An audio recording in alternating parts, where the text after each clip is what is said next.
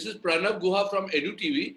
Today, we have got a very important and a very versatile personality with us, Dr. Kamlesh Misra. He's an economist with a degree from Northeastern University, Boston. He did his advanced training in financial management from Harvard University, US.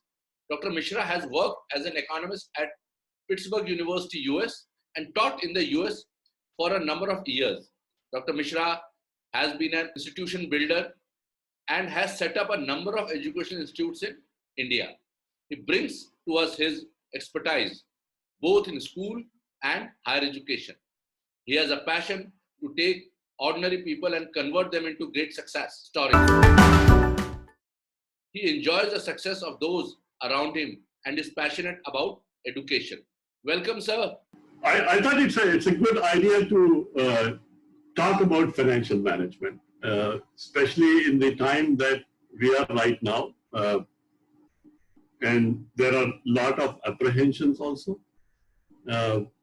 in terms of how we are going to manage our affairs, both at the school level and the university and college levels also, and especially in the private sector.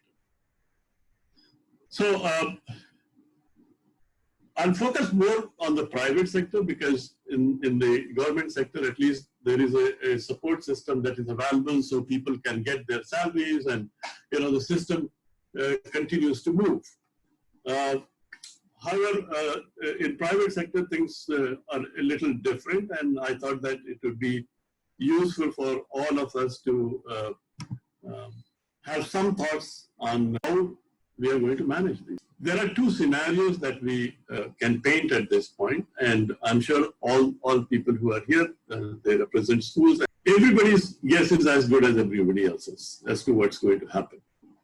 But broadly, there are two scenarios that we are looking at. One, that we will not go into phase 3 of this coronavirus, and we will stay in phase 2, and over a period of month or 2 months, we should be able to begin to come out of it slowly. That's one scenario. The second scenario is that we may enter the stage 3, which means that the crisis will become even bigger than what it is right now.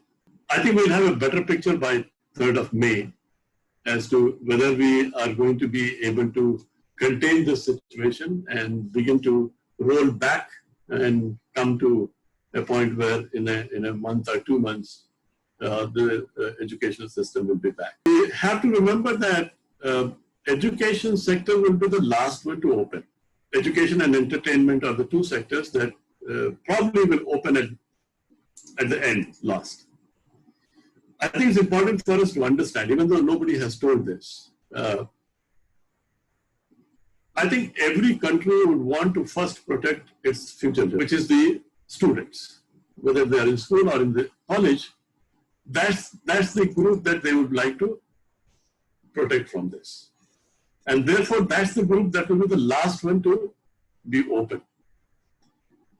The reason for that is that if you look at this whole scenario, one of the things you will find is that the group of students are neither required to run our factories, nor are they required to run our businesses, nor are they required to do anything. They are actually not part of our labor force. So the nation's economy or productivity is not going to be hampered whether they are in school or they are not in school at this point, at the immediate. So we have to prepare that we will be the last ones to open up in this sector if the lockdown continues, which can be long drawn.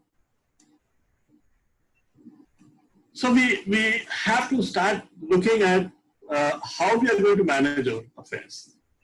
And much of it falls on to the finances. And I'm sure that we all have heard stories that the fees is not going to be paid and it will be deferred and all those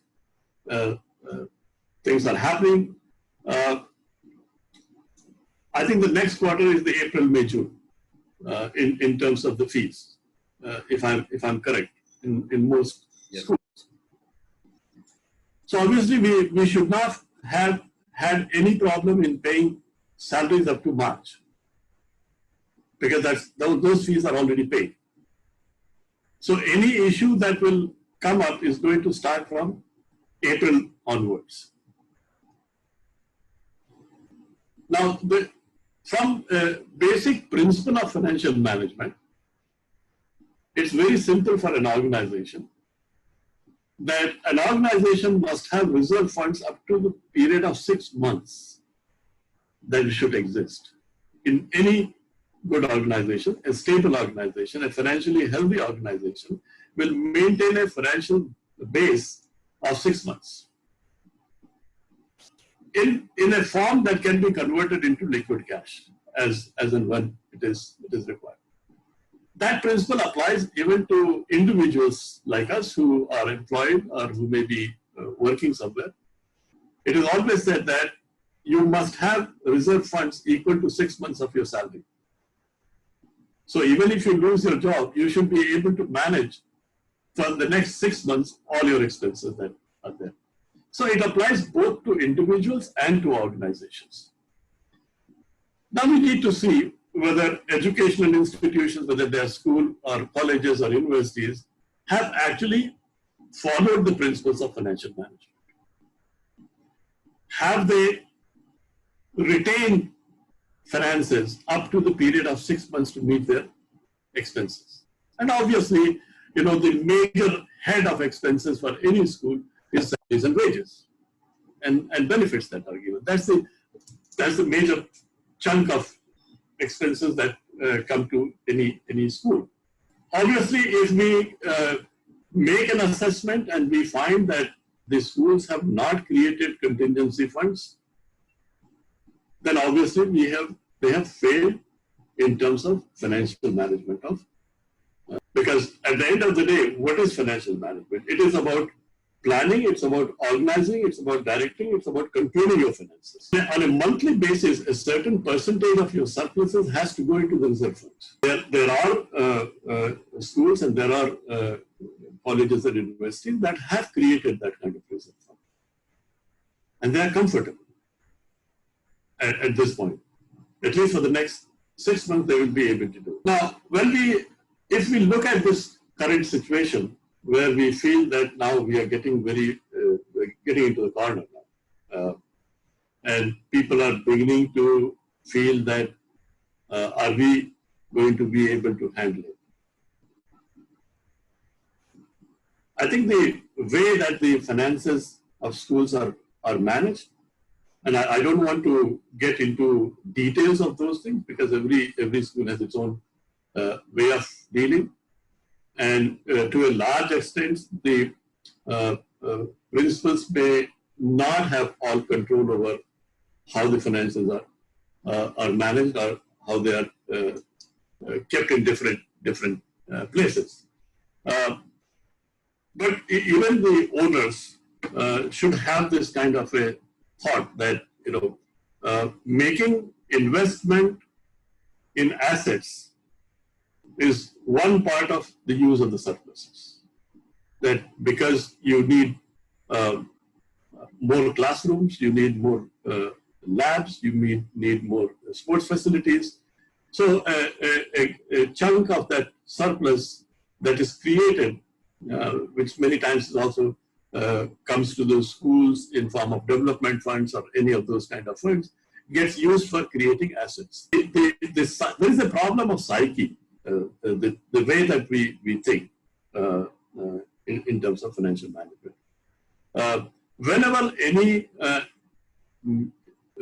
assets are purchased or when we create new assets, we assume or we take them as investments. But when salaries are paid or something for which you don't get, you don't see the physical form of it, is normally considered as expenditures. So salaries are normally considered as expenditures. A building is considered as an investment because the building after 5 years will, that piece of land will increase its value. Therefore, we can make investment and it's very nice. However, when I hire an employee and I pay salary, I don't see any return directly. I only see that return indirectly through how students benefit from that and how that society is going to benefit from that individual, which we call as a faculty. So there is not direct benefit to the ownership in terms of hiring, and therefore it is considered as an expenditure. So we always control expenditure. But financial management is both.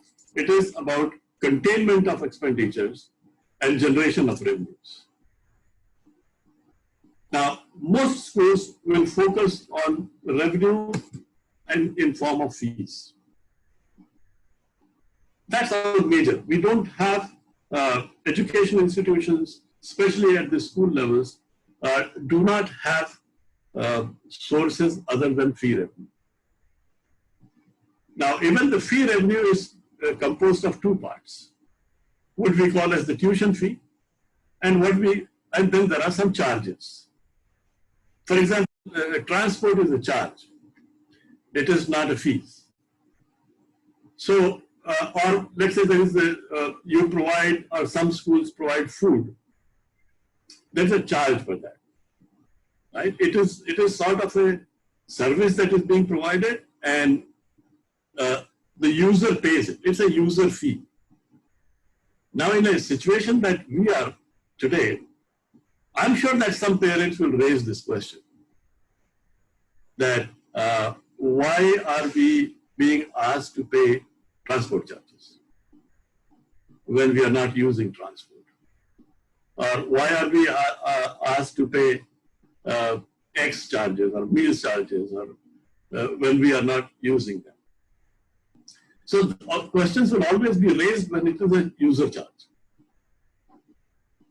Now, for us as organizations or people who represent schools, it becomes very challenging, because if the transport fees is not paid, then how do we pay salaries to the drivers?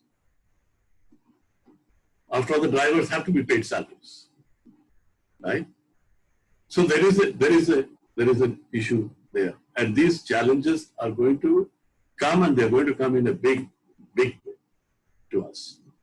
And that's the reason that when you end up in a situation as we are today, which are unexpected situation, unknown sources, we land up in a very, very difficult and tight situation, because nothing has been ever planned that way. Please remember that, this will get over. It will not be the end of the world. We will all survive. We will all get back into our schools.